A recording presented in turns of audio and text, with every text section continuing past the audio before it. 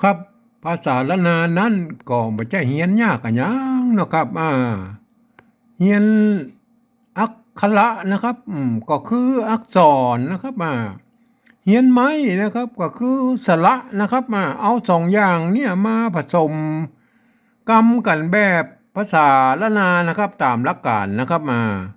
ก็7 วัน1 เดือนท่านก็อ่านออกเขียนได้แล้วนะครับ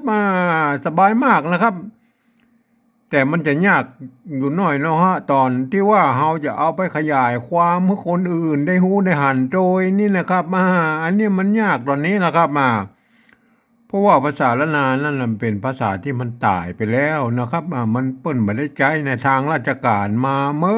นนั่นนะครับมันทิ้งขว้างกันนะครับมาอยู่ตามวัดตามวาอยู่ในใบลานปั๊บษาท่านนะครับมันเฮาก็ ช่วยกันอนุรักษ์กันไว้นะคือฟื้นกันขึ้นมาเนาะครับเอามาฮือเปิ้นฮู้นะหันนะครับแต่เฮาจะเอาไปขยายความคนอื่นเปิ้นฮือฟังเนี่ยมันจะต้อง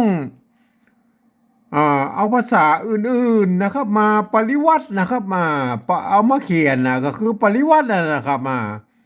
ภาษาที่ใกล้เคียงภาษาไทยภาษาละนา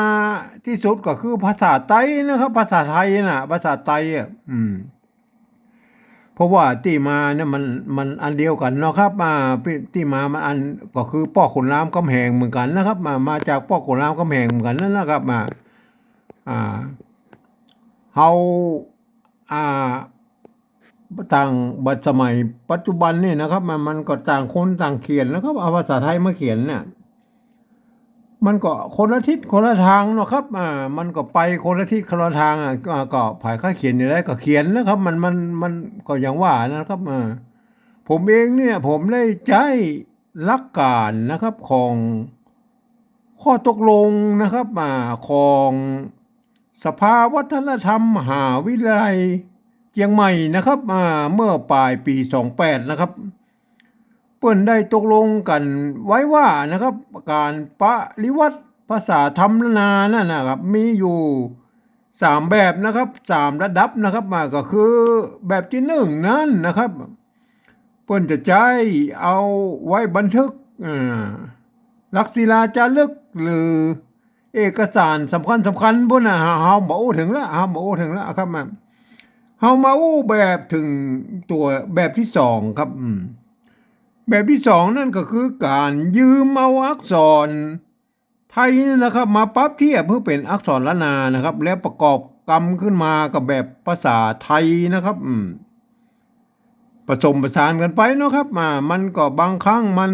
สระหรือไม้เนี่ยมันบ่ตรงกันนะครับมันบ่เหมือนกันนะครับของไทยครับของล้านนาเนี่ยครับเปิ้นก็บอกว่ามีบูรณะกำศัพท์ได้นะครับแม่อันนี้เปิดอนุญาตนะครับบูรณะกำศัพท์ก็อย่าไปทำมันเกินไปนะครับเพราะว่าอ่าการเขียนปริวัติแบบที่2เนี่ยมันจุดประสงค์เปิ้นเอาไว้ให้บันทึกภาษาละนาไว้นะเพื่อภาษาละนานะมันหายไปนะครับเปิ้นก็สามารถปริวัติแบ็กกลับไปเป็นภาษา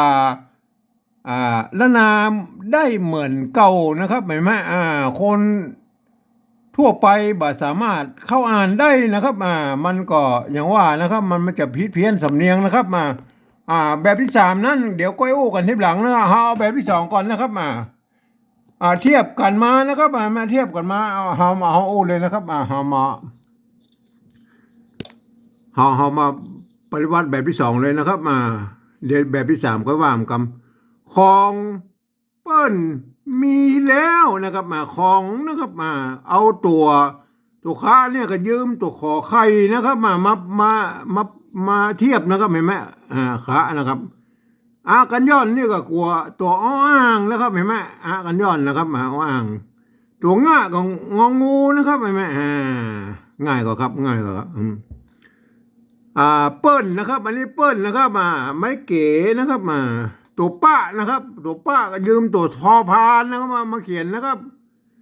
ไม้กี้นะครับไม้กี้ไม้กี้กับสระอีนะครับไม้เยาะกับไม้เอกนะครับไม้เยาะกับไม้เอกนะครับ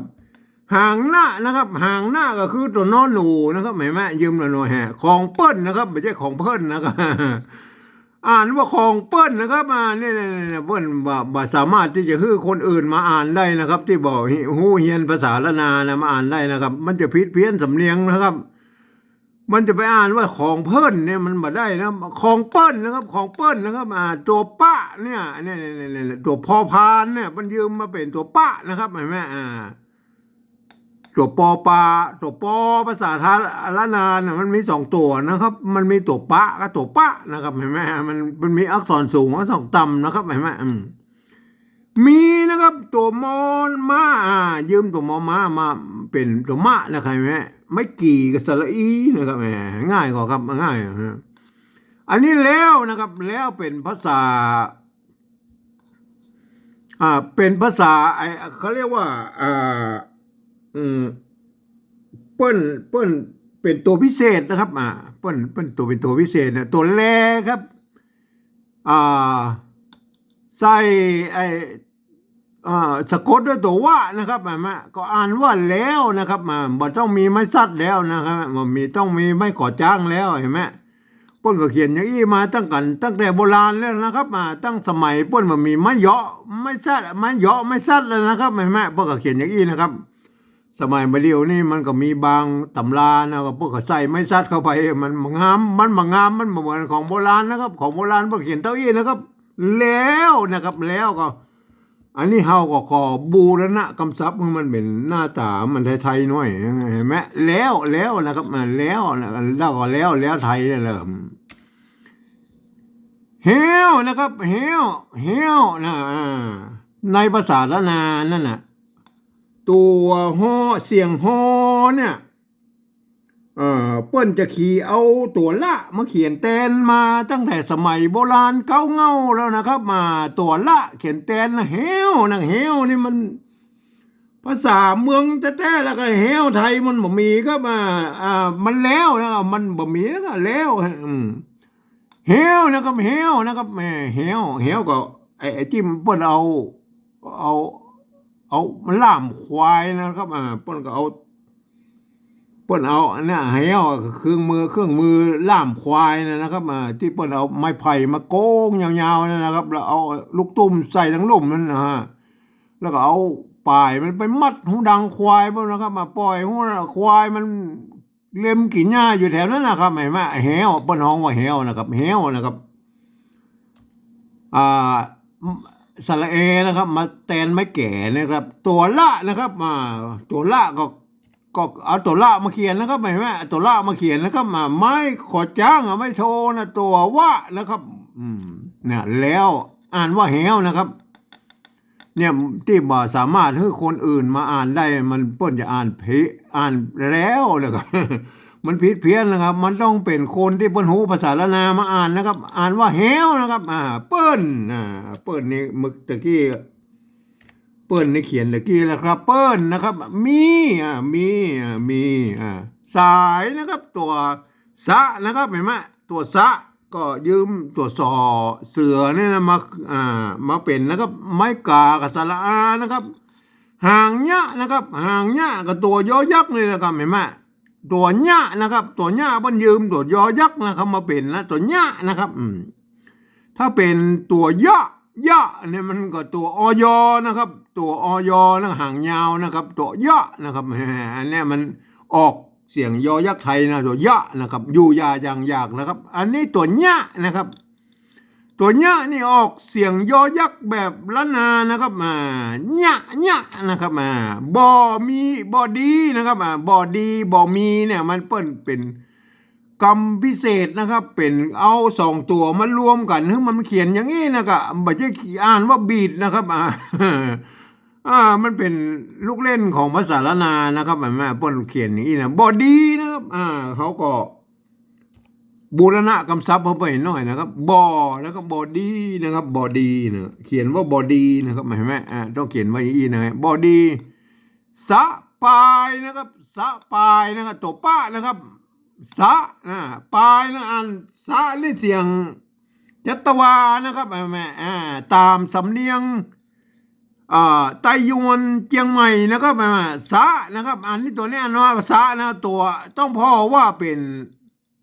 ตัวสะนะครับเนี่ยสะอ่านว่าสะนะครับสะปลายนะครับ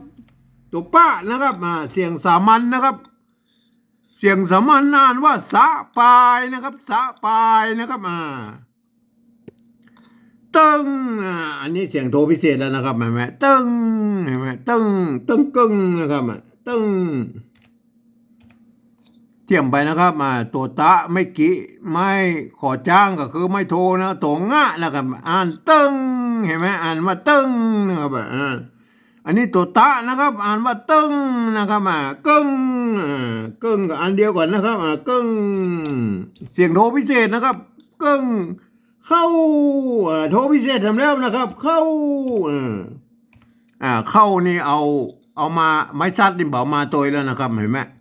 เอาหน้าตามันเหมือนไทยๆหน่อยนะก็เข้าอันถ้าเป็นแบบที่หนึ่งพอจะเอามาหมดนะครับเอาไม้ซัดได้ประกอบมาตัวนะครับเข้านะบ้านนะครับบ้านเสียงโทพิเศษ4 ตัวแล้วนะครับเรียงกันนะบ้านนะครับบ้านนะครับ โทษทีเขามาอ่านดูนะครับ อ่านภาษาละนาแบบที่2นะครับของเปิ้นมีแล้วเฮวเปิ้นมีสายบอดีสะปายตึงเกิงเข้าบ้าน4 ตัวนี่เป็นเสียงโทพิเศษนะครับโทเมืองนะครับเห็นไหมตึงเกิงเข้าบ้านถ้าเป็นไทยเพื่อนก็จะอ่านว่าเติ้งเกิ้งเข้าบ้านนะครับ เสียงโท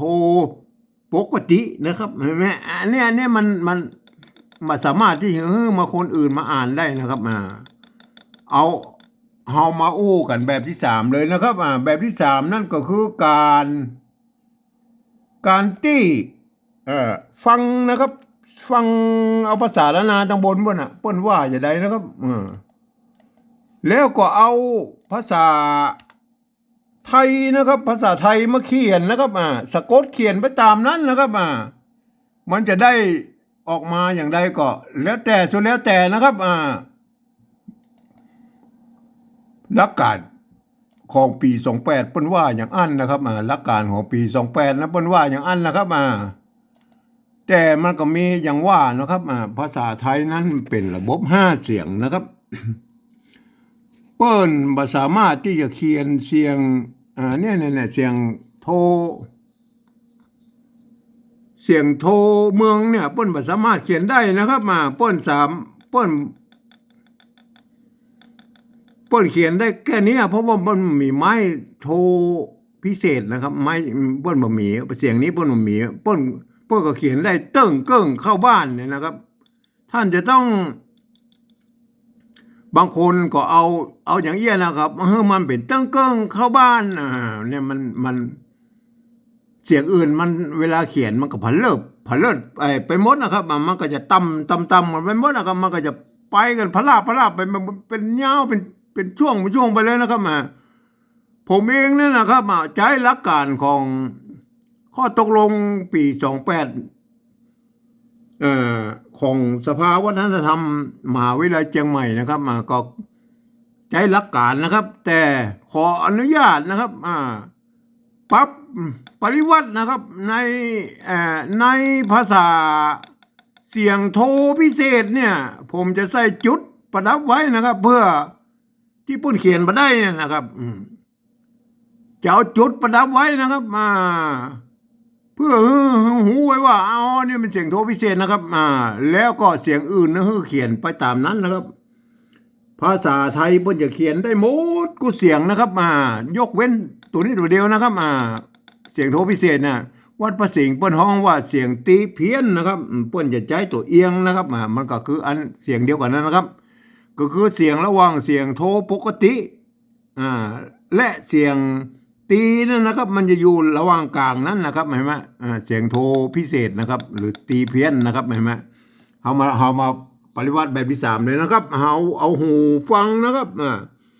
หูฟังรับตาเฮก็ยังได้นะครับเอาภาษาไทยเขียนรับหูรับตาฟังฟังจากบนไปแล้วเอาภาษาไทยเขียนไปนะครับของเปิ้ลนะครับ มีแล้วนะครับอันนี้มันอ่านคนไทยเพิ่นจะอ่านไว้เนี่ยของเพิ่นนะครับของเพิ่นนะครับ มีแล้วนะครับของเปิ้นนะครับมันต้องเอาปอปลามาเขียนนะครับเห็นไหมในภาษาปฏิวัติแบบที่สามนั่นน่ะตัวอันบนนี่เหรออันบนนี่เปิ้นอ่านว่าของเปิ้นนะครับตอนนี้มันตัวปะนะครับเห็นไหมอันลุ่มนะอันลุ่มมันตัวผ้าตัวพอพานนะครับอันบนนี่มันตัวปะนะครับมาเปิ้นนะครับของเปิ้นนะครับมีแล้วนะครับอันนี้มันของเพิ่นมีแล้วนะครับเห็นไหมมันจะต้องเอาตัวปอปลาเขียนนะครับเอาหลักการภาษาไทยเขียนเอาหลักการภาษาไทยอ่านแล้วก็ของเปิ้นแล้วก็เปิ้นแล้วก็เปิ้นเปิ้นเปิ้นเอาภาษาไม่เอกเป็นเปิ้นไม่ใช่เสียงเอกครับบางคนเนี่ยมันบอกฮู้ภาษาไทยตัวนะครับตัวปอปลาเนี่ยเป็นภาษาอักษรกลางในภาษาไทยนะครับกจดตดตบปอนะครับเป็นตัวอักษรกลางในภาษาไทยพันในกูเสียงนะครับเปิ้นนะครับเปิ้นนั่นนะครับเปิ้นเนี่ยเปิ้นเห็นไหมของเปิ้นมีแล้วเฮวนะครับเนี่ยอันบนนี่อ่านว่าอะไรเนี่ยอันบนนี่อ่านว่าเฮวนะครับเนี่ยอันบนเนี่ยอ่านว่าเฮวอันนี้ในภาษาละนาเนี่ยเปิ้นตัวละเนี่ยเปิ้นจะอ่านในภาษาละนาเปิ้นอ่านออกเสียงฮอนะครับฮอน้องฮูบนะครับเฮวนะครับอันรูปนี่เหรออันรูปนี่เอาภาษาไทยเขียนนะครับคนไทยเปิ้นอ่านว่าแล้วนะครับ แล้วนะครับเพราะนั้นท่านจะเอาต้องเฮาเขียนตามเสียงกำอู้เฮาจะต้องเอาฮอน้องฮูบมาเขียนนะครับเฮวเนี่ยได้เลยไหมเฮวเนี่ยอันนี้แบบที่สองอ่านว่าเฮวเลยท่านจะไปอ่านว่าแล้วได้นะครับอันนี้แบบที่สามเนี่ยอ่านว่าเฮวเลยไงเฮวคนไทยบอกอ่านว่าเฮวเปิ้ลนะครับเปิ้ลก็อู้กันตะกี้แล้วนะครับเปิ้ลนะครับเปิ้ลแล้วก็ไม่ตบเอาปอปลามาเขียนแล้วก็เปิ้ลมีสายนะครับอันนี้มันมีปัญหาละสองตัวเนี่ยมีนะครับเสียงสามัญสาย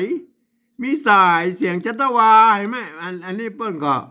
มีสายเหมือนกันเขามายุ่งละอันไหนที่มันเหมือนกันก็ไม่ต้องยุ่งแล้วครับบอดี้นะครับบอดี้ก็อ่านว่าบอดี้แล้วนะครับอันบนนี่อ่านว่าสะปายนะครับอ่านว่าสะปายนะครับเห็นไหมเสียงจัตวานะตัวสะนะครับอันรูปนี่เหรอ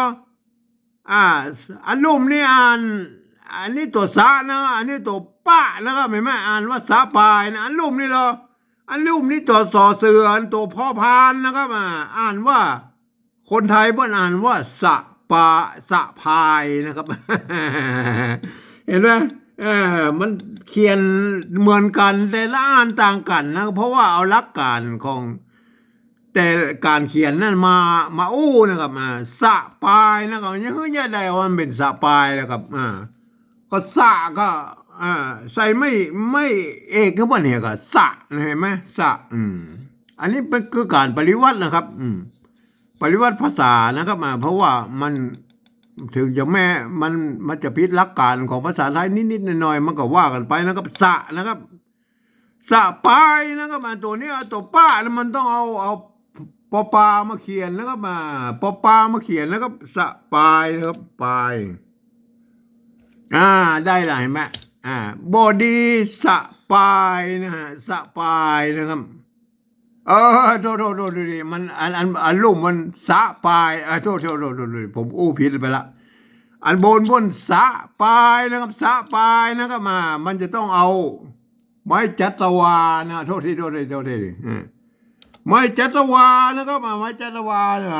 สะปายนะแม่โทษทีผมก็หลงลืมไปพ้องกันแล้วมัน70แล้วประเดี๋ยวนี้นะครับบอดี้สะปายนะครับสะปายนะครับแม่เกิ้งเข้าบ้านเสียงโทรพิเศษเนี่ยอันบนเนี่ยเสียงโทรพิเศษโทรเมืองทั้งนั้นนะครับเห็นไหมเกิ้งเข้าบ้านเนี่ยอันลุ่มแล้วเหรอ อันรูปมีคนไทยเพิ่นอ่านว่าเติ้งเกิ้งเข้าบ้านนะครับเติ้งเกิ้งเข้าบ้านนะครับเสียงโทรปกตินะครับเห็นไหมมันคนละเสียงกันแล้วนะครับโทรปกติกับโทรพิเศษเนี่ยมันจะอันบนมันหรออันบนเป็นเปิ้นตัวตานะครับตัวกะตัวขาตัวปะโลบะนะครับเห็นไหมอันรูปนี้เหรอตัวโตเต้าตัวก็ไก่ตัวขอไข่ตัวบอใบไม้นะครับอันบนเพิ่นอ่านว่าเติ้งเกิ้งเข้าบ้านอันรูปนี่คนไทยเพิ่นอ่านว่าเติ้งเกิ้งเข้าบ้านใช่ไหมผมเองผมได้ใส่จุดประดับไว้นะครับในเสียงโทรพิเศษนี่เต้าอั้นนะครับมันคือบังคับเลยนะครับว่าอันเสียงโทรพิเศษนั่นอันกรรมที่มีจุดประดับไว้ตั้งหลังอย่างอี้นะครับเพื่ออ่านออกเสียงโทรพิเศษนะครับหรือโทรเมืองนะครับหรือตีเพี้ยนนะครับที่วัดพระสิงห์เพิ่นอู้นะครับเติ้งเกิ้งเข้าบ้านกรรมที่มีจุดเนี่ยนะครับท่านก็จะเขียนปริวัติภาษาละนาแบบที่3แบบสิ่งเคอาได้นะครับสิ่งเคอาเพิ่นได้ใจอย่างกันอย่างอี้นะครับเห็นไหมเฮามาดูเลยนะครับเฮามาอ่านเลยนะครับแบบที่3นะครับถ้าเป็นคนไทยมาอ่านนะเสียงมีจุดให้อ่านเสียงโทรพิเศษนะครับท่านจะได้สำเนียงไตยวนเจียงใหม่ไปได้เลยนะครับไม่ใช่สำนวนไตลือตังพะเยาลำปางตังแป้น่านบนบ่ใจนะครับสำนวนไตยวนเจียงใหม่นะครับท่านจะเป็นคนไทยมาอ่านตามหลักการนี้แล้วท่านจะได้สำเนียงของไตยวนเจียงใหม่ไปได้เลยนะครับเอามาดูเลยนะครับของเปิ้นมีแล้วเฮลเปิ้นมีสายบอดีสะปายเติ้งเกิ้งเข้าบ้านเห็นไหมอันนี้คือสำเนียงของไตยวนเชียงใหม่นะครับเฮามาอ่านภาษาปริวัติแบบที่2เลยนะครับอันนี้ต้องเป็นคนที่เรียนภาษาละนามาแล้วนะครับมาอ่านนะครับถ้าคนทั่วไปที่โอ้โหภาษาละนาอ่านมาได้นะครับจะผิดเพี้ยนสำเนียงนะครับเอามาดูนะอันนี้มันตัวคะตัวป้านะครับตัวมะตัวละนะครับของเปิ้นมีแล้วเฮลเปิ้นมีสายบอดีสะปายเติ้งเกิ้งเข้าบ้านเห็นไหมภาษาละนาของเปิ้นเก้าเงาแล้วเปิ้นมันมีปัญหาอันยังนะครับเปิ้นก็ต้องเขียนกันอย่างอี้นะครับของเปิ้นมีแล้วเฮลเปิ้นมีสายบอดีสะปายเติ้งเกิ้งเข้าบ้านเสียงโทรพิเศษนะครับโทรเมืองนะครับแม่ครับวันนี้ผมก็ขอบรรยายเพียงแค่นี้นะครับ